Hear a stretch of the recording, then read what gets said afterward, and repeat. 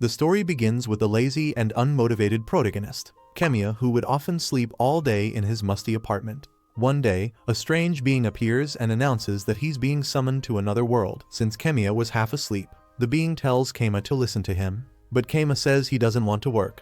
Suddenly, Kema levitates, and while he gets fragmented on his transport to the new world, the strange being reveals that there's magic where he's going, but its civilization isn't developed. In response, Kema says he wants to return home, but the being tells him to do his best as he vanishes. On opening his eyes, Kema spots some nice lady's legs and wonders if he could take her boots off her and replace them with some stockings. Just then, Rokuko, his summoner, gets in his face to get a good look at him, so Kema asks her if he could get some more sleep, but Rokuko freaks out, surprised that her summon could talk. While still shocked, Roruko wonders what's up with him and informs him that she's his summoner. Meanwhile, Kema wonders if she's got an inbuilt speaker and says he wants to go back home. Seeing how small she looks, he asks Rokuko about her parents' whereabouts, but Rokuko says she's not as young as he thinks. To help his booting brain, she announces that he is a monster summoned for the dungeon and she'll make him work till he drops dead. Thinking she spent 1,000 dungeon points to summon the god of war, Rokuko orders him to massacre some bandits, but Kema acts like she spoke in Morse code. Since he could talk, Roruko wonders if he's smart enough to understand her.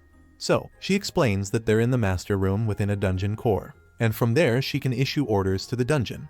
Unfazed, Kema asks if she's a dungeon master, but Rokuko reveals she'd like to assume the role and commands Kema to address her as master. Surprised, Kema asks what her name is, and Roruko responds by saying she's dungeon core number 695. However, Kema names her Rokuko, and explains that calling her name feels like chewing rocks. Afterward, he introduces himself, and when she tries to pronounce his name, they get a pop-up which notifies them that Kema has been made the dungeon master. Shocked by this, Rokuko tries to access the dungeon menu, but gets an invalid action notification. Meanwhile, Kema plugs his ears and asks her to keep it down, but she protests, telling him to quit ordering her around. Suddenly, her voice box goes on break, surprising her and relieving Kema. Amused by this, Kema realizes that his orders are absolute and gets excited thinking he could sleep his life away while Rokuko does all the work.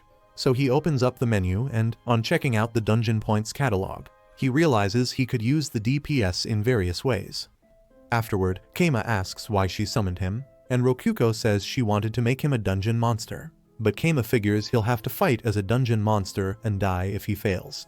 So, he responds by saying he can't hand over the master's authority to her because he likes to sleep. After this, he introduces himself and suggests they try looking over the dungeon. On checking out the dungeons, Kema announces that he can spot some bandits in the dungeon core room. Just then, he realizes the dungeon must be pretty doomed and asks Rokuko what happens to the master if the core breaks. In response, Kema says he'll die since their lives are linked, scaring Kema to bits. After this, she shows him how to open the monitor and see inside the dungeon. When the monitor goes on, they find the bandits sleeping, so Rokuko explains that they get dungeon points for keeping invaders in the dungeon. Also, Rokuko adds that her human form uses DP, so Kema asks if she can turn back to her usual self, and Rokuko immediately transforms into her real form. While Rokuko explains that they can save more DP that way, Kema stares at her legs and figures her toes are hot enough to make him flood his pants. When Rokuko asks if he likes what he sees, Kema decides he's not cultured and ignores her question. However, when Rokuko asks what he plans to do about the bandits, Kema hits the sack. The next day, Kema figures the bandits didn't destroy the core because they used the core as a heating pad. Desperate for some action, Rokuko suggests that they summon something to slaughter the bandits, but since Kema doesn't share her enthusiasm, Rokuko asks what he's up to, and he tells her to watch. In the dungeon, one of the bandits wakes the boss to check out a chest that appeared out of nowhere. On opening the chest, they find a helmet and a thank you note which promises to reward them more for defeating goblins. Excited by the present, the bandit's boss says his luck must be turning around. Meanwhile, back in the master control room, Rokuko screams and throws a tantrum while asking why they had to reward the bunch of low-lifers. Kema then says that they have to buy time. Confused, Rokuko asks him to explain, but Kema gets ready to hit the sack and promises to explain it the next day. When Kema wakes the next day, Rokuko shows Kema the increased DP and explains that the bandits ambushed some adventurers. In response, Keima says that since they don't have much DP, they can make the most of it. After this, he suggests they make more rooms, and when the rooms were created, Keima informs Rokuko that she can finally live out her fantasies, since the dungeon is connected to the goblin room. Surprised, Rokuko asks what he means, and Keima accuses her of wanting a goblin harem. When Rokuko tries to debunk this, Keima points out that he doesn't care if she has a goblin fetish since he is a sucker for feet. After this, Keima points out that he hasn't had a bath since he got summoned, so he asks Rokuko how she's clean, and she explains that she used cleanup magic. Hearing this, Keima asks if he needs anything to use magic and Rokuko tells him to use the menu. Shortly after this, Keima suddenly gets washed up with magic. While he marvels at this, Rokuko explains that all he needs for lifestyle magic is his imagination and some magical power. However, she adds that he might need scrolls for stronger spells, so Keima checks the catalog and finds a lot of spells. The next day, Rokuko informs Keima that the bandits are fighting some adventurers. When he checks the monitor, Keima analyzes the situation and predicts that more adventurers will soon visit the dungeon to investigate the disappearance of their comrades. 2 days later, the bandits brought in reinforcements, so while Keima and Rokuko check the stats, Keima points out that several people died the previous day, and Rokuko says they're all slaves, so Keima checks the monitor and spots a young, dog-eared slave girl. Surprised, Keima asks if bandits can buy slaves, and Rokuko says they're crime slaves bought on the black market. When he takes a closer look, Keima figures there are 2 female slaves wearing rags, and one of them has wings for arms. While he marvels at this, he realizes on the monitor that the older girl is a human toy for the bandits, so he covers the monitor while telling Rokuko not to look. Some days later, while the bandits clap away, Keima shields Rokuko from viewing the hub-worthy videos. When the bandits were done burning calories, Keima says that they're starting to feel like an eyesore, and Rokuko couldn't agree less. However, the dog-eared slave girl was just treated like a hug pillow, while the bandits slept and was responsible for cleaning up after them.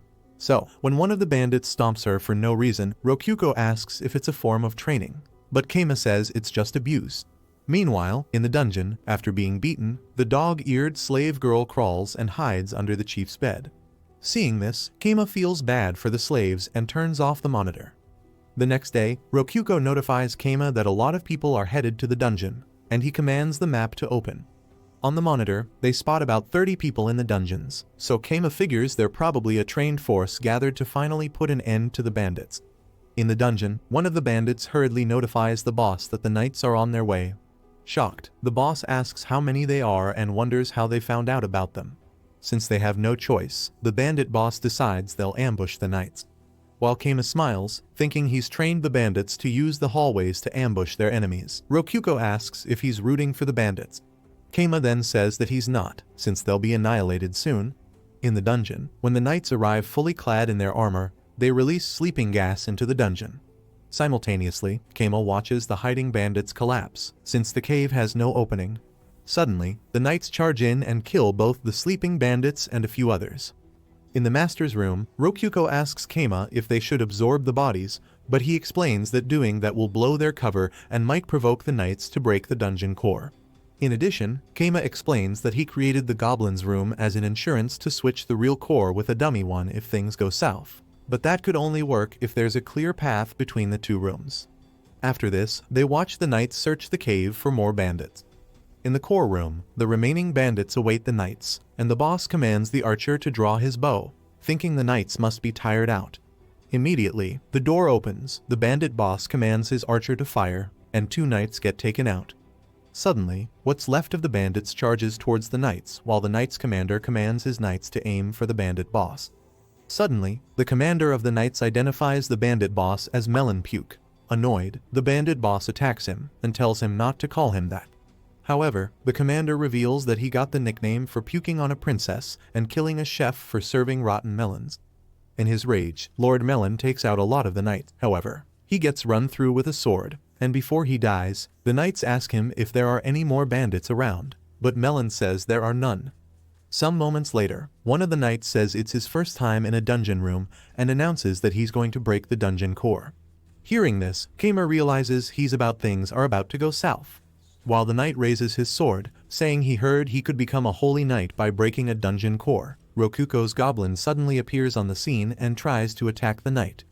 After he scares the bravado out of the knight cuts him open with his sword, leaving Keima and Rokuko to mourn their loss. Afterward, the dog-eared slave girl gets left behind in the burning dungeon, so Rokuko says that her death will make them more DP. However, Keima says they're saving the slave.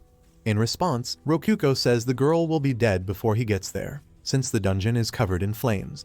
While Keima gives it some thought, Rokuko adds that he can't bring invaders into the master's room since she's not an item. Just then, Keima wears his lawyer hat and declares that the slave girl is an item since slaves are tools. After this, he explains that slaves don't act on their own, and concludes that the girl is just an item without an owner. Rokuko then objects, saying she's alive and has magical power. Seeing that she won't let him off, Keima says that the girl is just a hug pillow in the shape of a dog-eared girl. Afterward, he fantasizes about everything he plans to do with the dog-eared slave girl. Suddenly, the girl's identity on the radar changes to item, so she gets absorbed into the master's room. As she drops to the ground, Keima rushes to catch her in his arms, leaving Rokuko confused as to how he pulled it off.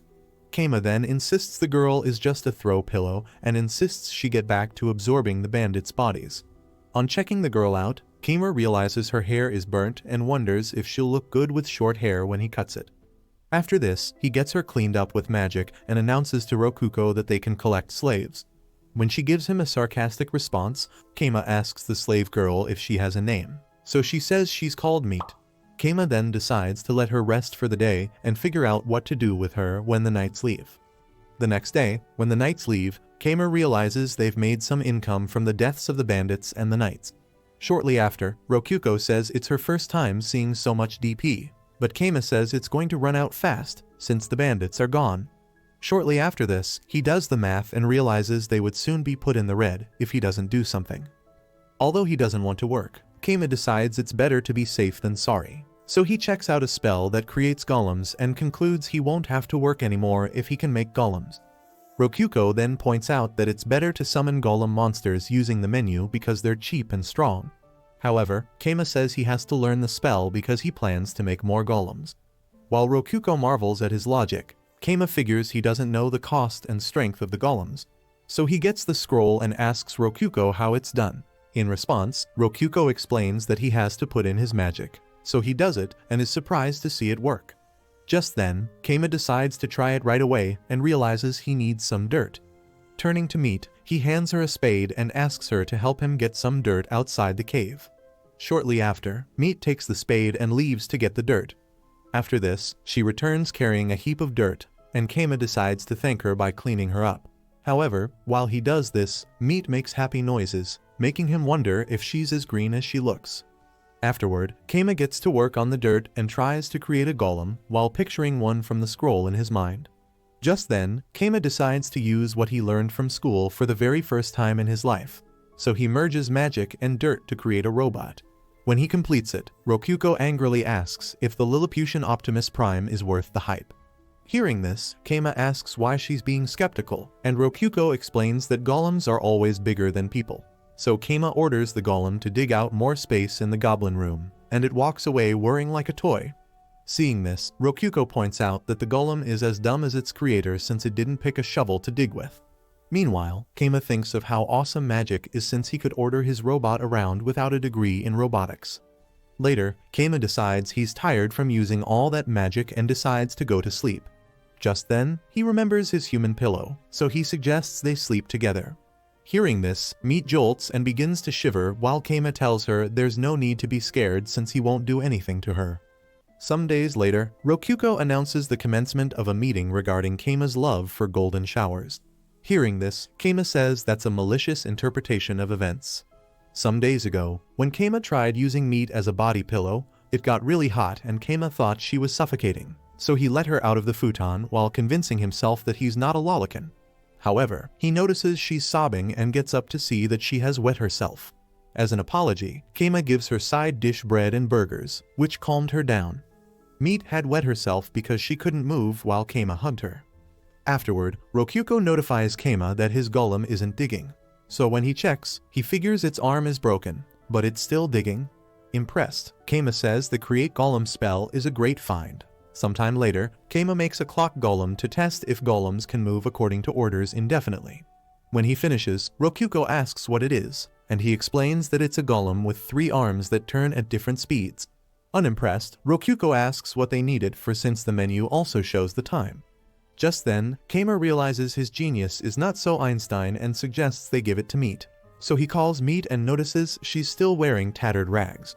Immediately, Keima opens the menu to buy some clothing items and tells Meat to change into them.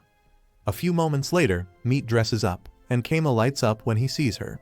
Meanwhile, Rokuko cringes at his reaction. Afterward, Meat says the clothes feel nice, and Keima compliments her look while chipping in that it didn't cost much. After this, Keima finds Rokuko chilling in his spot and is surprised, so he wonders what she's up to. He then thinks he should be in bed while she does the work. Just then, Keima says he's got an idea and asks Meat if she can read and write, but she says she cannot. While she apologizes for this, Keima says that he's not angry and calls on Rokuko to teach Meat. Since she ignores him, Keima offers to let her eat as many hamburgers and melon breads as she wants. Hearing this, Rokuko dashes towards Meat and grabs her while asking Keima if he's sure. Since Keima knows that Meat will be doing a lot of work outside the cave, he tells them to have fun and decides to focus on researching golems. When he checks out the worn-out golem, he realizes it can't dig with clay hands, so he decides to try stone instead. He then grabs a stone and finds out that it's easy to make a stone arm for the golem. Later during his research, Keima discovers that magic stones would be needed for golems to function outside since it has the power supply that golems are supposed to have. After this, he asks Rokuko where he can get magic stones, and she explains that although they can be gotten from monsters, he can just buy them using DP. Hearing this, Keima beats himself up for asking a dumb question with an obvious answer. Shortly after, Keima checks under the Treasures tab and finds out that the stone costs more DP depending on how much magic power it holds. After getting a 10 DP magic stone, he embeds it in the golem, making it the first autonomous model, so Keima names it Tester. A few days later, while Meat and Rokuko stare at Keima, wondering what he's up to, he welcomes them and blabs some gibberish about the hope that illuminates the world. He then announces that he's presenting the result of his golem research. In response, Rokuko says she can't see any golems around, but Keima suddenly shows off some martial arts, surprising Rokuko. Keima then asks what she thinks, and she says he moves like the drunken master. Curious, Rokuko asks how he became Bruce Lee overnight. In response, Keima explains that he turned his clothes into golems and had them help with his movements. He then adds that he had first built Tony Stark's suit, but dumped it because it was too heavy and stood out. After this, Keima announces that he realized that he could make golems out of anything, even cloth. Surprised, Rokuko picks up a cloth and asks if it's a golem. However, Keima ignores her question and explains that with a magic stone, the golems can work outside, so it shouldn't be a problem going to town. When Rokuko asks if he's really going to town, Keima says that they can't do much if they stay cooped up in the master's room. He then reveals his intention to be able to collect information on how dungeons fit in with the rest of the world. After this, he asks Rokuko if there's anything preventing dungeon masters from leaving the dungeon. In response, Rokuko says there's none, so she and Meat feast on a mini mountain of hamburgers and melon breads while Keima watches them. Afterward, while he thinks of going to the village with Meat when she masters the basics of reading, Meat approaches him and asks him to register her collar with his magic power. Hearing this, Keima asks if she can't take off the collar, and Meat says she'd die if she does. Just then, Keima realizes she was freed when her previous master died, so he decides to imprint his magical power in the collar. On touching the collar to grant her request, Meat requests that he tighten the collar gently to be sure it worked. Suddenly, Keima casts the spell and tries to tighten the collar. However, he realizes he's gone too far, so while Meat chokes, he hurriedly loosens the collar. After catching her breath, she smiles and declares herself Keima's slave. Sometime later, after giving Rokuko instructions on what to do if adventurers visit the dungeon, Keima announces that he and Meat are headed out of the master's room to visit the world. Being his first time visiting another world, Keima wonders if anything poses threats to otherworlders, but gets interrupted by Rokuko, who then asks if he's leaving or not. In response, he says he'll leave and tells her not to push him. However, Rokuko misheard him and pushed him into the portal. Immediately, he pops out on the other end of the portal and looks around. After taking the first few breaths, Meat joins him, and he tells her it's not a big deal. After this, Meat asks if he's okay, and when he says he is, she tells him to move. However, Keima worries that things might go bad if the dungeon master leaves the dungeon. Suddenly, Meat pushes him while he fearfully asks her why she's pushing him and exclaims, saying it's his first time. Shortly after this, he regains his composure and says he's fine, so they begin their journey to town. Later, when they arrive in town, one of the soldiers asks him to stop since he doesn't look familiar. When he stops, the soldier asks if he's got any ID and also tells him how much fine he'll pay for himself and for Meat if they don't. The soldier then reveals that he'll get his money back if he's planning to become an adventurer. Since Keima had exchanged DP for money, he pays and thanks the soldier as he leaves the scene. After walking around town for some minutes, they arrive at the Adventurers Guild and enter the building. At the counter, the receptionist asks them to fill out the registration form, so Keima tells Meat to fill it out. However, the receptionist stares at her, surprised. She comments that it's unexpected since Meat is so young, but Keima says he just thought it'd be useful for her to learn a thing or two. So, the receptionist checks the form and asks if he really plans to register a slave. Hearing this, Keima asks if that'll be a problem, but the receptionist says there's none and tells them to wait for their IDs. Surprised by her reaction, Keima wonders if someone is going to call 911. Afterward, at the guild receptionist's office, she introduces herself as Celia and wonders what relationship exists between Keima and Meat because of her weird name. So she thanks Keima for waiting while thinking of how to play the girl-child advocate. Shortly after, Keima takes a look at the request board since he came to town to learn more about the world and needed to find out what people thought about dungeons. Curious about what requests are linked to dungeons, Keima finds out there's one. Just then, Meat approaches him and announces that they couldn't take any requests above G rank. On checking out the requests, Keima finds out they have to raise their ranks first to get harder quests. Since adventurers in the guild are organized by ranks, Celia explained that every newbie starts at G rank and will rank up based on their performance on the request. So, Celia holds up a request involving the dungeon, and when Keima thinks he has to take it, she announces that they can't because it's a rank F request.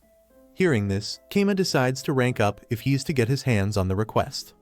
A few moments later, while on their rabbit hunt, they spot some rabbits and Keima freaks out on seeing them. While he comments on their cuteness and fluffiness, Meat charges towards one and gives it the Ned Stark treatment. While Keima stares, dumbfounded, Meat presents the rabbit's meat to him.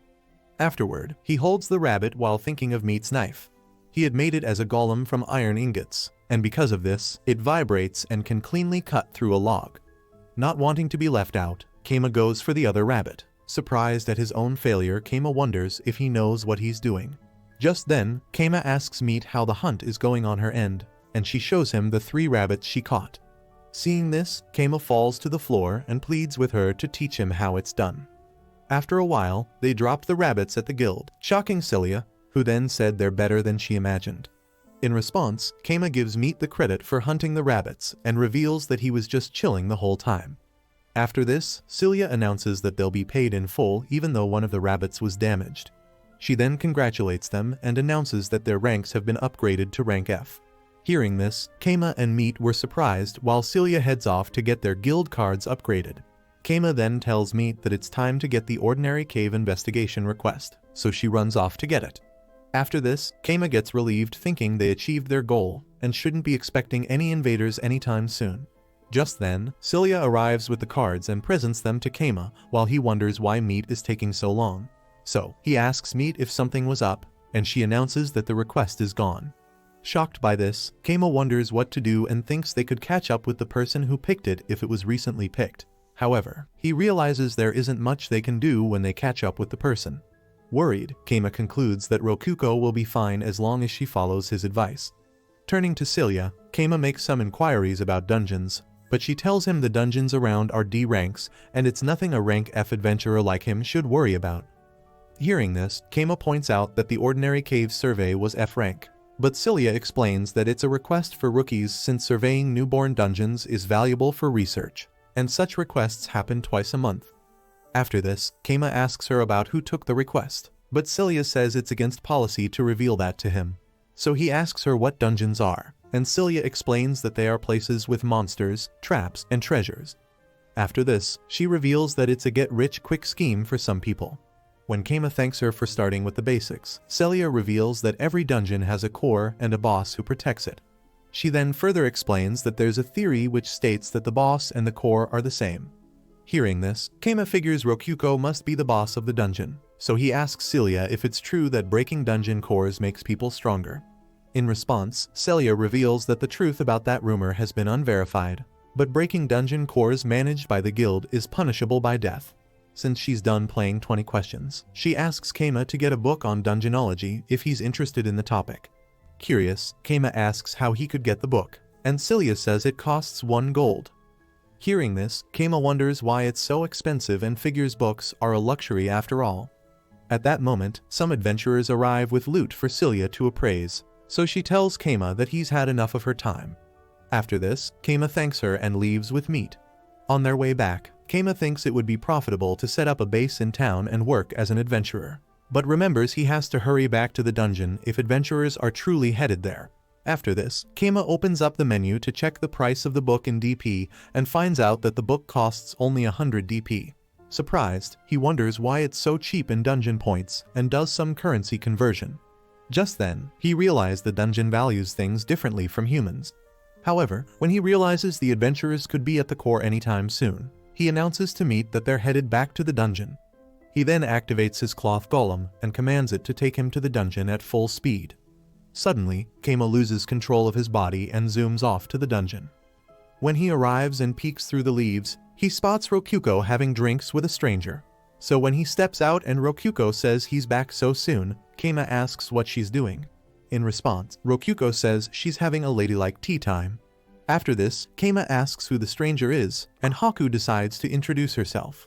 So she gets up and announces that she's Dungeon Core No 89, also known as Haku of the White Labyrinth. After this, Rokuko explains that she was just telling her sister about him. So Haku asks if she can address him by his first name. But Keima ignores her question and drags Rokuko away for a private chat.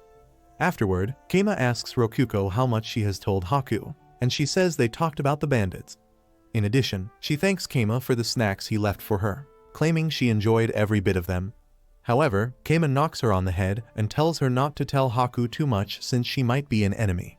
In response, Rokuko says that Haku can't be an enemy because she's also a humanoid core like her, with a dungeon in the center of the empire and a DP income large enough.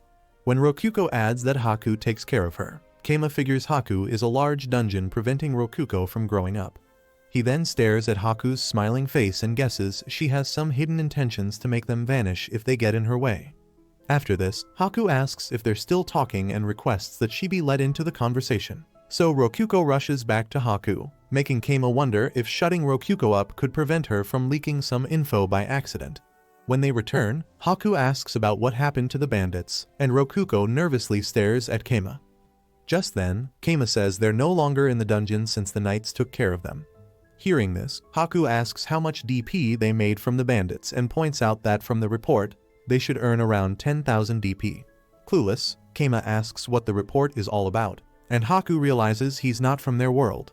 So she decides to introduce herself properly and reveals that she controls the White Labyrinth that sits in the heart of the Riverio Empire. After this, Haku says she's Rokuko's elder sister and was named by her master. Impressed, Keima figures he has to step up his game, so he introduces himself as Rokuko's master and adds that he looks forward to working with her.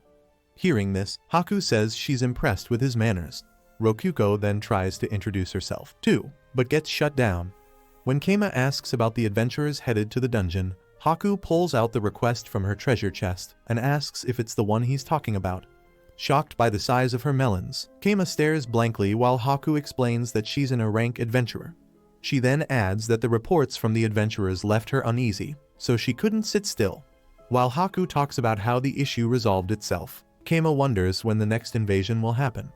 Afterward, Haku asks Keima if he's a god's vanguard, but he stares blankly. After thinking for a while, Keima says he met with a god before being summoned, but adds that he didn't hear anything about a vanguard. Suddenly, Keima senses her cold aura leave while Haku apologizes for using lie detection magic on him. When she says he's telling the truth, Keima wonders about when she used the magic on him. After emptying her cup of tea, Haku says she'd like to talk to Keima alone. Chloe, her personal assistant, and Rokuko take their leave while Haku suggests they take a walk, so Keima follows her, wondering if he's safe. However, despite the danger he senses, Keima gets lost in Haku's body and physique. Shortly after, Haku asks if he can quit being the dungeon master, but Keima refuses, thinking he'd lose his luxurious sleeping privileges. Haku then suggests he release his absolute command over her and end himself. Hearing this, Keima says he doesn't mind releasing his command, but says he can't end his life for anything. So Haku accuses him of doing scandalous things with Rokuko and making her forget them. When Keima freaks out and says it's not true, Haku says he must be manipulating her in some way. Suddenly, Keima pleads innocence and says he'd be fine with releasing the command. When Haku keeps toying with him, Keima says he'd like to ask some questions, too. So he asks Haku if she's Rokuko's enemy. In response, Haku says she would never attack her little sister. Hearing this, Keima asks why she taught Rokuko the dull strategies she uses, and Haku explains that they're the efficient and sustainable ones for her level. After this, Keima realizes Haku was trying to make Rokuko seem like a harmless dungeon, so he asks if she's manipulating people's perception of her, and Haku says it makes things easier that way. When Haku reveals that she founded the Empire and the Guild, Keima figures she's a big shot and asks why she spread information that the dungeon is a weak one. In response, Haku says she was trying to protect Rokuko and was surprised to hear that bandits started living in the dungeon. Hearing this, Keima asks what she means by protecting, and Haku explains that god vanguards are natural enemies of dungeons, summoned from another world to destroy the cores. She then adds that she protected Rokuko because, if the dungeon stands out, it might get hunted by one of the vanguards. After this, Haku asks if he has any more questions, and Keima asks why she's being so generous. In response, Haku says it's a reward for clearing out the bandits. Keima then points out that one of the knights tried to attack the dungeon, and Haku says she had her eyes on them, too. Suddenly, her eyes glowed as she talked about the knight who raised his sword to destroy the core and gets furious while threatening to send them all to the great beyond. After this, Haku switches back to her cute girl mode and says she'll pin the crime of rebelling against the country on such people. She then asks if she went too far, but Keima says she didn't. So Keima gets relieved to know that Haku is not a threat to Rokuko. On the other hand, Haku points out that Keima is not just a sloth either, since he saved Rokuko and saved himself in the process. After this, Keima suggests a dungeon battle and offers to permit him to remain the dungeon master if he wins. However, Keima refuses and asks what a dungeon battle is. In response, Haku explains that a dungeon battle is a contest where two dungeons invade each other by linking up both dungeons using space-time magic and sending troops to each other till one party reaches the other's core. After explaining, Haku tells Keima to consider it a practical exam and prove that he can protect Rokuko. In addition, Haku says they'll both start with 100,000 DP and offers to lend Keima. She then says that he can keep the DP and will get another 100,000 DP if he wins the battle. Hearing this, Keima figures they wouldn't stand a chance without the handicap, so he asks Haku what happens if she wins. In response, she says he'll have to pay back the 100,000 DP with his body. While Haku imagines himself sucking her toes, Haku explains that she means he'll work as an adventurer, and in the meantime, she'll take responsibility for protecting Rokuko's dungeon. Just then, Keima thinks about it and suddenly realizes he might be walking into a trap. While Keima worried about letting his guard down around Haku, she reveals that she also has a branch dungeon for newbies and adds that she'll let him work there as an adventurer if he loses. After giving it some more thought, Keima opens up the menu and wonders what Haku stands to gain from the deal. After this, Haku says that while he's off working as an adventurer, she'll take over Rokuko, and they'll both enjoy a trip to the capital. When Keima finally understands her motive, Haku announces to Rokuko that they'll be having a dungeon battle. Surprised, Rokuko asks what that is, and Haku explains it to her. In response, Rokuko says it's an interesting idea. In addition, Haku says she'll lend her some DP and Rokuko gets excited, asking if she can really do that. Meanwhile, Keima is surprised to know she's just as clueless as he is. So Haku says that the DP has to be transferred with a kiss. Hearing this, Keima asks Chloe, and she reveals that a handshake will suffice. Meanwhile, Haku brainwashes Rokuko into believing that it has to be done the proper way to ensure it works. When Rokuko comments that 100,000 DP is too much, Keima tells her to think of it as a loan since they'll return it if they lose. After this, Rokuko says she'll take the offer. After this, Rokuko asks how it's going to be done, So Haku tells her to close her eyes and stick out her tongue. Simultaneously, Keima wonders if Haku realizes he convinced Rokuko using his absolute command. However, when he sees Haku secretly giving him a thumbs up, he wonders if the gesture means the same thing in their world. After a few minutes of DP and saliva transfer, Haku breaks off the kiss and comments that she might have given too much. When she tells Rokuko to keep the change, Rokuko thanks her for her kindness. Afterwards, Haku pulls Rukoku and hugs her while giving Keima a thumbs up again. To confirm the transfer, Keima checks the DP balance and realizes it's done. So, Haku reaches into her storage chest and says she's got a little bonus for Keima. She then hands him a book on dungeonology, and when he checks it, he realizes it was written by Haku. After this, she decides to give him some tips by telling him about safe zones where monsters can't enter the dungeon, except for rare variants. After this, she gives him 3 days to prepare for battle. Hearing this, Keima asks if 3 days is enough time for her to return to the capital, but Haku reveals that she had paid 50 million DP to learn to teleport. Shocked, Keima checks it out and realizes she wasn't kidding. Just then, Haku says it's getting dark and decides it's time to leave.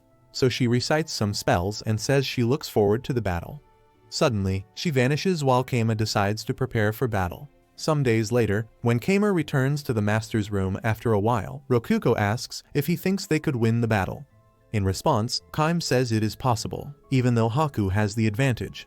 Hearing this, Rokuko points out that they still have 100,000 DP to spend. But Keima explains that since no rule prevents them from using what they previously owned, Haku might have moved some monsters from her dungeon to the new dungeon. Hearing this, Rokuko points out that he's just being paranoid, but Keima blames Haku for making the rules. Just then, Keima calls on Meat and picks up some tools while announcing that it's time to work. The day of the battle finally arrives, and Keima announces that they're battle ready. Rokuko then points out that they could have finished on time if he hadn't been selfish with spending. In response, Keima says that they would lack war potential if they spent clearly. At this point, they had prepared for offense and defense, which Keima considered necessary expenses. After this, Rokuko spots Keima using a new pillow and angrily points out that spending 10,000 DP on a pillow is a waste. In his defense, Keima points out that rest is an important part of life. After this, Keima compliments Rokuko's looks in her armor and adds that she isn't going to fight directly.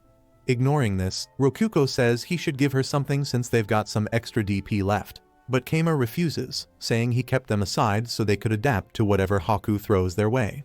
He then asks if she wants to summon an army of goblins, infuriating Rokuko, who then says she doesn't like them that much. Shortly after, Keima announces that he'll relinquish his absolute command over her after the battle and asks for her compliance with every order he gives. So when Rokuko vows to do her best, a bell rings and Haku appears on the monitor. After this, she greets Rokuko and announces that it's about time they start the battle while Keima marvels at the video call feature he didn't know about. Meanwhile, Haku compliments Rokuko's looks in her armor and says she would have cuddled her if they met on a battlefield. After complimenting Rokuko's beautiful face, Haku threatens to ravage her dungeons without mercy and predicts that her crying face will look as beautiful as any jewel. Suddenly, the dungeon battle begins and Haku's lizardman unit is commanded to advance. Shortly after, they spot Keima's golems approaching, and before long, the clash begins. Impressed, Haku comments that golems are a good choice since clay is easy to maintain and stockpile. However, she announces that her lizardmen won't lose easily and asks Chloe about the preparations. In response, Chloe says things are going as planned. Haku had created a new dungeon with 5 floors for the battle and named it the White Trial. She also employed wild monsters wandering around the capital since they don't use DP, and in total, she has a strike force that consisted of minotaurs, lizardmen, and goblins. In addition to this, Haku also brought in her 5 trusted retainers to join the battle. Her formidable lineup includes Amelia, the Chief of Defense, Dolce, the Chief of Information, Sally, the Chief of Battle, Misha, the Chief of Scouting, and Chloe, the Strategist. Shortly after, Dolx announces that a group of enemies has attacked the dungeon. In response, Chloe says it's expected that some of them will get through and suggests they let the monsters handle it. However, when Dolce checks the number of enemies, she exclaims and announces that there are 200 in total. Shocked, Chloe says they can't let that many through. While they wonder how they pass through without being spotted, Misha points out that they're just gray rats. While the horde of rats rushes into Haku's dungeon, her team goes into a frenzy. since the condition for victory in the battle is to touch the enemy team's dungeon core. Haku then points out that the golems must have brought in the rats since they were carrying boxes on their backs. At this point, Dolce asks about the traps, and Sally explains that the rats are too small to be hit by arrows. Someone then announces that the rats have broken through the first floor, and 500 more invaders are coming in. Frustrated, Sally says it's only a matter of time before they spread through all the floors. Just then, Haku says she's set up flamethrower traps on the 3rd floor. Meanwhile, Keima, Rokuko, and Meat watch the battle on their monitor. Rokuko then announces that the map is filling in very quickly and adds that they can see how far their unit has gone. In response, Keima says they can't count on just that to help them win. After this, Meat announces that the 50 golem strike force has been totally annihilated. Keima then says he could see it coming since the golems are made of clay, but figures it's an economical option since they can be recycled and rebuilt. After this, he decides to let the rats do their work, since they have some traps and pitfalls prepared for the invaders. After the lizardmen destroy the golems, they arrive at the entrance and decide to advance. However, once they enter the dungeon, the floor cracks and a few of them fall into a pit.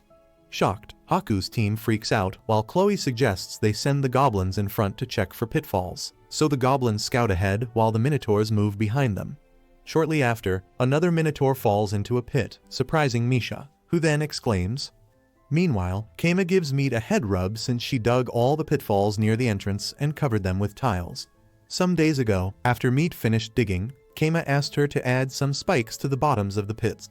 Afterward, the pits were covered with thin floorboard golems, which can be durable, flexible, or resized. In Haku's control room, Chloe orders that the monsters move in a formation. However, even when they did, another minotaur fell into a pit. Seeing this, Sally points out that the falls seem to be target-dependent, while Chloe figures they have 12 minotaurs left and wonders if they'll all be ended by pitfalls. After this, she asks Dolce to replay the feed of the fall, and she notices that some goblins also fell with a minotaur. Just then, Chloe points out that the floor selects its victims by weight, so they command the monsters to hit the floor to check for hollow spots as they advance. Meanwhile, Haku figures her opponents are clever. However, she relaxes since the first floor has been cleared. When Chloe asks how they're doing on the defense, Lamelia announces that the enemy has reached their 3rd floor, but they've been stopped since the fire trap keeps the rats stalled. However, she adds that it's impossible to stop all the rats. After this, Haku asks about the offense, and Chloe explains that they've descended to the 2nd floor of Rokuko's dungeon. In response, Haku says that no labyrinth can compare to hers, so she orders the goblins to split off as scouting parties. Shortly after this, Haku's goblins encounter some golems, and Dolce announces this. Just then, the archer golems draw their bows while the sword-carrying ones advance. Seeing this, Dolce updates Haku on the new development and adds that the goblins can't do anything. Impressed by Keima's creativity, Haku commands that the lizardmen and minotaurs engage the enemy. So the lizardmen clash with the goblins, but the golems cut through the lizardmen's equipment. Seeing this, someone announces that the vanguards have magic swords. Haku then realizes Keima must have armed the golems with magic swords to increase their efficiency. After this, Haku orders the minotaurs to flank the golems, but they soon realize the map is wrong. When Chloe asks if they couldn't have used a special kind of labyrinth, considering their budget, Haku says they could use it only in some areas with 50,000 DP. Some days back, while Keima prepared for battle, Rokuko asked why she was digging when they could easily use DP. In response, Keima said he was trying to get as much golem material as he could find and also added that she's the right fit for the job, since she's the only one who can use the map function. To keep his head on straight, Keima gets high on several bottles of potions and makes golems non-stop. After this, he used the golems to dig instead of spending DP, and from the dug-up dirt, he made more golems at a faster pace. Since the bottle potions don't keep him active for long, Keima orders a barrel and drinks it to regenerate while working himself off. After this, he spends little DP to arm the golems and build some golem walls, which could move and alter the labyrinth structure. Since the golems were used within the dungeon, Keima used no magic stone and spent no dungeon points on the walls. Back in Keima's dungeon, Haku's decimated army makes it out of the labyrinth and finds a giant door. Meanwhile, in Haku's control room, the team is relieved to have made it to the end of the 2nd floor. While Haku's retainers lament about how long they spend navigating different floors of Keima's labyrinth, Haku wonders if she should make Keima work as a consultant instead of an adventurer. After this, she asks how they're doing on the defense, and the team announces that over 150 rats have reached the 3rd level. Someone else then points out that the trap won't hold the rats for much longer since the rats are getting smarter and dodging them. In response, Haku tells her team to focus on the offense since the rats can't beat the boss of the dungeon. In Keima's dungeon, Haku's monsters find a riddle inscribed on a pedestal near the door. On hearing the riddle, Haku provides an answer, and her team members suddenly get excited and hype her. Suddenly, the floor opens into a pit, and more of Haku's monsters fall. While some died, a few broke their ankles. Just then, Haku's control room gets gloomy, and Misha announces that they've got 6 lizards and 12 goblins left. Depressed, Haku says she's confident in her riddle-solving skills and requests that the injured minotaur be stuffed as a reminder of her humiliation. Chloe then suggests they send one goblin to scout ahead, but Haku refuses, saying she can't pull off such an underhanded tactic while Rokuko watches. However, Chloe begs her to endure the shame while Dolce announces that their 4th level has been breached. In response, Haku orders her team to send only goblins. When the floor closes back up, Haku provides another wrong answer, and the floor opens into the pit again, swallowing up the goblin approaching the gate. However, when Haku provides more answers, more of her monsters fall into the pit. So Haku suddenly freaks out while her retainers rush towards her to console her. After this, Haku realizes how dreadful a riddle attack in a dungeon battle can be. So Sally asks Haku if Keima's riddle is a gate of wisdom, a special trap that requires solving riddles. When they analyze how much that would cost, Chloe points out that Keima's team can't have enough DP to get a gate of wisdom. Just then, Haku gets up and realizes that the door is just a pitfall trap that will activate no matter what answer is given. Hearing this, the entire team gets furious while Haku admits her fault for allowing herself to get tricked. So, she announces that they've decided to just break through the door and turns to Misha, who then looks worried. When Haku asks if she has a problem with that, Miss points out that the answer to the riddle is easy and adds that the only winning move is not to answer. Hearing this, the entire team stared at Misha, feeling skeptical. Just then, Haku decides to make a last guess and orders a goblin to approach the pedestal while doubting the possibility of being right. However, when the goblin approaches the pedestal, the gate unlocks and opens into a space under construction, surprising Haku. Meanwhile, Keima gets surprised when they open the gate, and Rokuko asks why the floor is unfinished. In response, Keima explains that he ran out of time, so he left it to shock them more. So, Meat asks where the core is, and Keima explains that it's hidden in multiple places in the labyrinth. After this, he adds that he made use of castling such that if the core is found, it was programmed to be replaced by a dummy before it gets touched. He then further explains that he hid the dummy cores in places like the walls of the pitfall traps and in rooms hidden by golems. He then checks his rats on the monitor and announces that they have to hurry. In Haku's dungeon, the red minotaur spots the rats and swings its weapon to annihilate them. Shocked, Keima announces that it has taken out about 50 rats in a single swing. Hearing this, Rokuko informs him that they can't pass until they defeat the dungeon boss. Suddenly, the red minotaur breathes fire and consumes more rats. With 38 rats left, Keima orders Meat to prepare to send out the second golem platoon. However, Rokuko says she's got an idea and asks if they could try it. When Keima asks what it is, Rokuko explains that the minotaur will die if it loses its head. Unimpressed, Keima wonders if he should get a weapon before they lose due to her ridiculous ideas. However, Rokuko explains that they can aim for its head and stop it from breathing. Hearing this, Keima gets her point and orders the rats to charge towards the red minotaur. Before it could launch another attack, the rats crawled up the beast's body and rushed to its head. Suddenly, they plug the minotaur's nostrils and mouth. Infuriated, the red minotaur tries to chew on them, but more rats flock in. Just then, the beast chugs enough rats to block its throat, so it collapses and dies. Excited, Keima says, even a minotaur could die from a blocked throat. Suddenly, the core room opens, and the rats rush in, heading for the core. However, Chloe shows up with her weapon to defend the core. Seeing this, Keima thinks the rats can get past her, but Chloe strikes the floor with a spell lance and releases an energy strong enough to keep the rats away. Immediately, Chloe hits the floor with the spell lance and forms a firewall around the core. After this, she says she was just in time to save the day with the spell lance. While defending the core, she looks for possible loopholes the rats might want to exploit, then figures they might group and charge as one. Suddenly, when the rats assemble, Chloe prepares to make rat barbecue, but gets notified that some enemies have found their way behind her. Surprised, Chloe looks back, but couldn't see any rats. After looking around, she responds, saying she can't find anything. Just then, she gets notified that the core has been touched. Hearing this, Chloe asks what happened, but her team members say they can't tell and instruct her to check again, since they could see on the radar that 5 enemies approached the core. When Chloe moves closer to the core, she finds an insect-sized drone golem and picks it up. Meanwhile, Keima announces that they won, and Rokuko celebrates their victory. Keima then says he's glad to have prepared the drones from potion bottles. He had hidden the drones in the rats' bodies to be deployed when they die. Back to the present, Keima feels bad for the rats and figures the drones only worked because the flames didn't reach the ceiling. While he silently enjoys his victory, a magical hologram appears, and Haku shows up with Chloe to admit their defeat.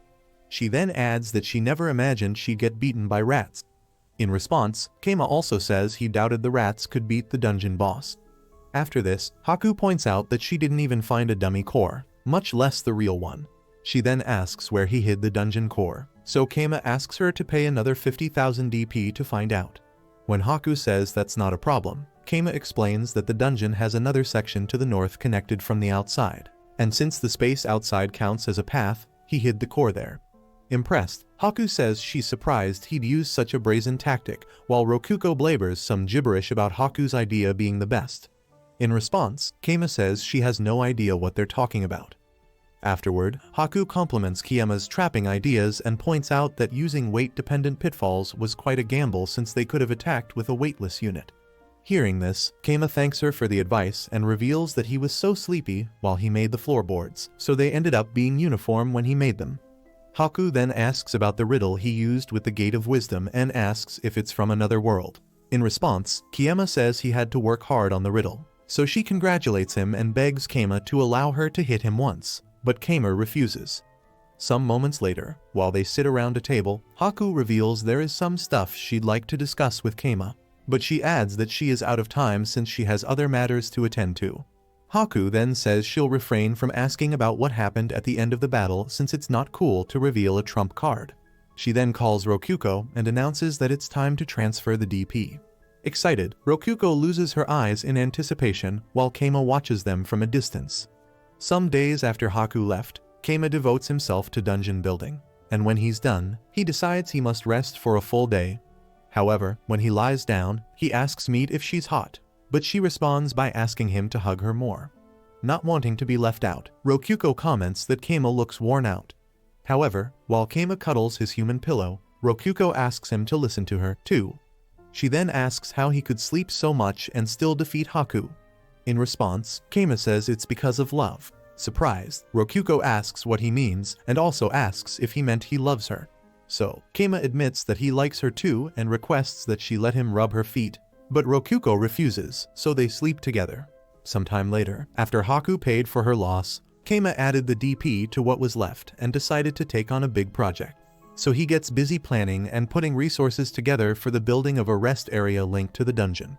As a dungeon master whose need is DP instead of money, Keima decides to restructure the dungeon to guarantee a stable income of DP, just like Haki did with her White Labyrinth using the capital. Since people gather at the capital and the capital is part of the dungeon, Haku gains DP, which goes back into expanding the dungeon for more people and bigger treasures. So Keima figures they can replicate the White Labyrinth, but they can apply its concepts at a smaller scale. To achieve this, Keima announces that since all he has to do is make people stay in the dungeon for a long time, he'll make them want to stay of their own free will instead of trapping them. So he announces that they're building an inn. He then projects that since the area is part of the dungeon, they get to make minery for the binding, as well as DP for their stay. While Keima laughs maniacally, Rokuko doesn't share his enthusiasm, so she points out that some hero type might come for them if they stand out. Ignoring this, Keima explains the building plans and announces that they'll make a field where they can grow rare plants to generate more revenue. He then asks Rokuko if she knows any rare plants around. Rokuko then ignores his question and asks how he intends to pull it off since they'll need an innkeeper and workers. So, she asks if he intends to put her and Meat to work, alongside the golems and rats, but Keima says he isn't going to work. However, he realizes they need more people, especially kitchen staff, so he decides that, since normal humans would open the dungeon secrets to leaks, he could use contract magic on the villagers to prevent leaks. Suddenly, when it occurs to Keima that he could buy a slave, Meat gets in his face and pitifully asks if she's not enough for him. However, Rokuko announces that he's heading to town to buy some slaves. At this point, Meat grabs him and says she learned to write and can do more things for the dungeon. In response, Keima thanks her and is about to tell her why it's a good idea when Meat tries to convince him with her pancakes. Keima then asks why she's stripping, and Meat explains that she'll be a better hug pillow at night. So Keima tells her to calm down and says he's not selling her off. Hearing this, Meat lights up and makes him promise he won't. Seeing her desperation, Keima explains that he wouldn't have saved her in the first place if he had plans to sell her off. Meat then smiles and asks if she'll be his slave till she dies. Rokuko tells Meat that their darkness magic called necromancy, which could keep her a slave even after dying. Surprised, Keima checks out the scroll on the menu and cancels its purchase. The next day, while Keima decides to use the extra DP, they had to learn a few spells. Rokuko asks if he's headed to the city. Just when Keima was about to say she'll be staying, Rokuko asks him to rate her outfit. Seeing the surprise on Keima's face, she asks if he thinks she isn't going with him. But Keima explains that he's worried about leaving the dungeon to rats and golems. In response, Rokuko reminds him that nobody comes to the dungeon anymore, since the guild already released an advisory against it. So when they decide to go together, Rokuko gets excited since it's her first time visiting a human settlement. However, Keima tells her to prepare too, so he hands her a couple of magic scrolls to learn. After this, he pulls out a scroll and says that Haku recommends it, since it's an intermediate space-time spell. Suddenly, he unzips an invisible storage and explains that it allows the storage and transport of things. After this, he adds that since its contents are not affected by time, food stored in it won't rot. Afterward, Keima puts his bedding in the storage, and when Rokuko asks why, he explains that the beds in town aren't good enough. Shortly after this, they head out towards Jatown and arrive at the Adventurers Guild. On entering the building, Keima greets Cilia, but she asks who Rokuko is. In response, Keima says she's a newbie and asks if she can be registered as an adventurer. Hearing this, Rokuko questions Keima for addressing her like that, while Cilia points out that they seem to get along well. Afterward, while she handles the paperwork, Keima asks Cilia if she knows where he could find slaves. Cilia then says it depends on the type of slave he wants, so Keima recalls that Haku made him promise not to allow a man into the dungeon and says he'd prefer someone experienced and knowledgeable. After she asks for his budget, Cilia shows him a shop on the map and keeps her distance while explaining that if he needed truly experienced women, he can look for women fired from brothels. However, to save his image, Keima says he's fine. Shortly after this, they explore the town and eventually locate the slave shop. As they approach the mansion, Rokuko asks Meat if she's been sold there before, but she says she was sold to worse places. When they enter the building, Dokosp, the owner of the shop, introduces himself and asks what kind of slave they want. In response, Keima says he needs a woman with thick legs and who is also knowledgeable. Amused, Dokosp laughs and asks him to wait for a moment. Just then, Rokuko asks why Keima put the legs requirement first, but Keima says he's trying out a high-level negotiation technique. Moments later, Dokosp arrives and presents his finest wares. Suddenly, a forward slave advertises herself to Keima, but gets scolded for speaking out of turn. After this, Dokosp apologizes on her behalf and comments that she's quite a handful and offers to sell her for 60 silvers. When Keima asks what he means by a handful, Dokosp explains that she ate and gambled her way into slavery and has been returned once for injuring her previous owner. Curious, Keima asks what kind of injury it was, and Dokosp reveals that she was presented with her previous owner's sausage and asked to eat, so she ate. Hearing this, Keima freaks out while Dokosp tells him not to worry since her collar still works fine. After assessing the slave, Keima decides she's got the right stuff in the right places, even though all he needs to flood his pants is a thick pair of legs. So he asks the slave how it turned out, and she explains that she was promised a great meal, but was offered an unappetizing sausage, so she ate. After this, the slave announces that food comes before life and says she'll work hard as long as she's fed. So Keima asks Rokuko and Meat what they think, and in response, the girls say she's okay. She seems like a good deal since they have good food. Immediately, the slave girl announces that she's sold and suggests that Keima haggles down her price to 45 silvers. Just then, Keima decides to buy her and offers 50 silvers. In response, Dawkosp thanks him for his generosity and informs him that he made a great choice. On their way home, Keima asks for her name, and she informs him that the owner decides the slave's name. When they all look surprised, the slave girl asks if Keima could get it up if his partner bears his mother's name. Hearing this, Rokuko asks Keima what she's talking about, but he tells her it's nothing. He then tells her to get herself together and asks what she was called by her previous owner. In response, the slave says she was also called Meat, while seductively pointing to her tongue. Seeing this, Keima wonders if she's thinking about the taste of sausages, so he suggests they give her a different name. After this, the slave girl then suggests she be called Isekai'd since it's related to the god of food. Afterward, Keima welcomes her, and she says she's happy to join them. Shortly after, they arrive at the Adventurers Guild to register Isekai'd as an adventurer. Just then, she announces that she doesn't need an ID since she has a collar. Keima then suggests they get a quick and easy request from the guild, so they got a rabbit hunting quest. After this, they arrive in the forest, and while Isekai'd cracks her knuckles, Keima offers to give her a weapon, but Isekai'd refuses it, saying they're just rabbits. In response, Keima says she won't be able to drain the blood.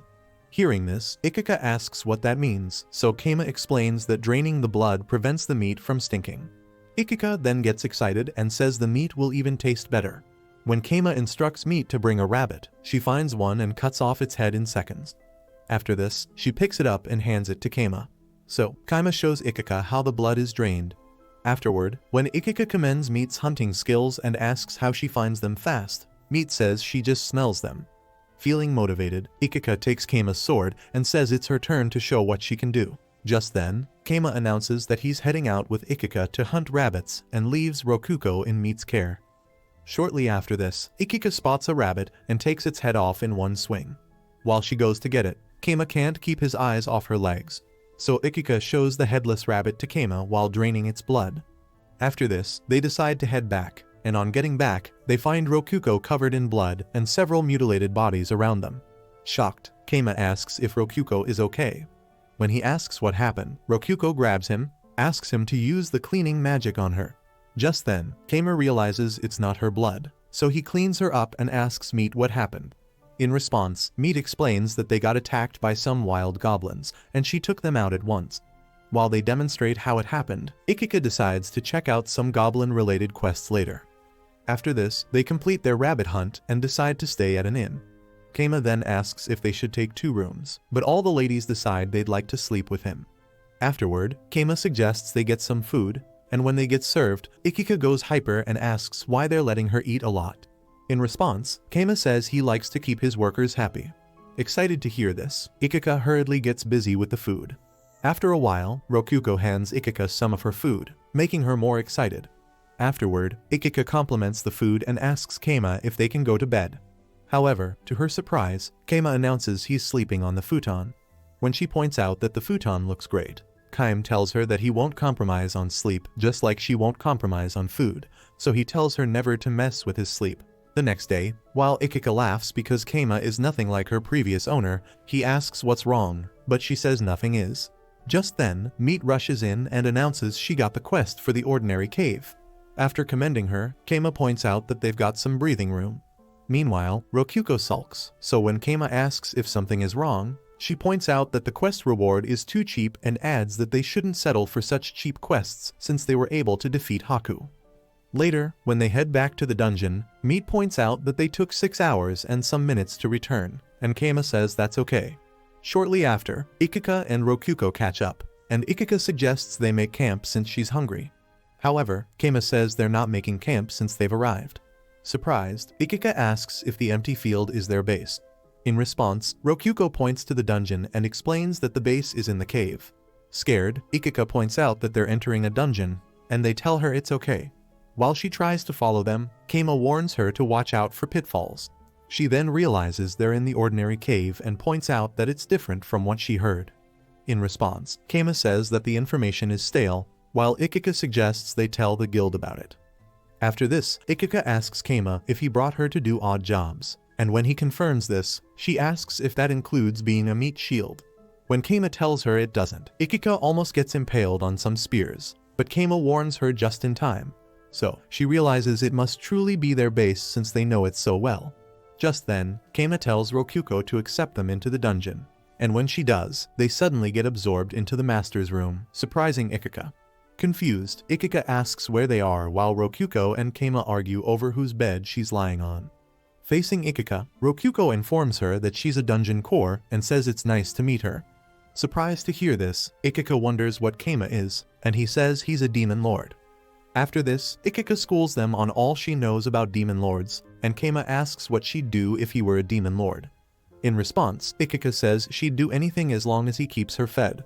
She then adds that she's fine with conquering the world and eating all the best food. Hearing this, Rokuko says that world conquest sounds interesting, but Keima says it's not since doing that will attract a hero who will end them all. Just then, Keima gets up, and while he opens up the menu, he tells her not to tell anyone. After this, he opens up the dungeon interface, surprising Ikika. So Keima introduces himself as the dungeon master and explains that he runs the place. Curious, Ikika points out that Keima isn't human, but Keima says he's human and doesn't know much about the world's norms. Hearing this, Ikika guesses she was employed to make up for that. Later that afternoon, Keima works outside the dungeon and figures he's got a week to complete his project. Just then, Ikika walks out and yawns, and is surprised to see golems working. When she asks what they are building, Keima reveals says he just thought he'd do some architecture and build the foundation of his bedroom. Surprised, Ikika says the building will normally take a few months. After this, Keima says he'll get some stones, but when Ikika asks what he plans to do since the stones are of different sizes, Keima commands the stones to change and create a golem. Suddenly he stones merged and formed the foundation. While she watches, surprised, Keima commands the steel rods he made from ingots to complete the foundation. Seeing this, Ikika freaks out and asks how he pulled that off. Ignoring her, he calls Meat and commands the logs to turn into golems. So he puts the woods together, and they snap together. Shortly after this, Keima completes the inn, leaving Ikika gobsmacked. Afterward, they enter the building, and Ikika points out that the building lacks a kitchen. On the spot, Keima decides to create one and puts the woods together like a master of all elements. A few minutes late, while they sit outside, Rokuko joins them and points out that the house is done. Just then, Ikika points out that the house lacks a restroom, but Keima explains that he missed out a lot because it's his first build. So he decides to show off the powers of a dungeon master and conjures some curry bread. Suddenly, Meat leaps on the table and grabs one while Ikika says she's drooling just from the aroma. When she wonders what it tastes like, Meat puts some in her mouth and explains that the curry reed might be spicy but tastes good. After this, Ikika says it won't fit in her mouth and takes a bite anyway. While she slurps on that, Meat asks what she thinks, and Ikika says it's delicious. While she eats more, her eyes roll from the pleasure, so she says she'll obey whatever Keima says. Will Keima's dungeon survive a vanguard invasion? Comment golems rock to find out what happens next. Leave a thumbs up if you enjoyed the video, and subscribe to the channel for similar content. And as always, thanks for watching.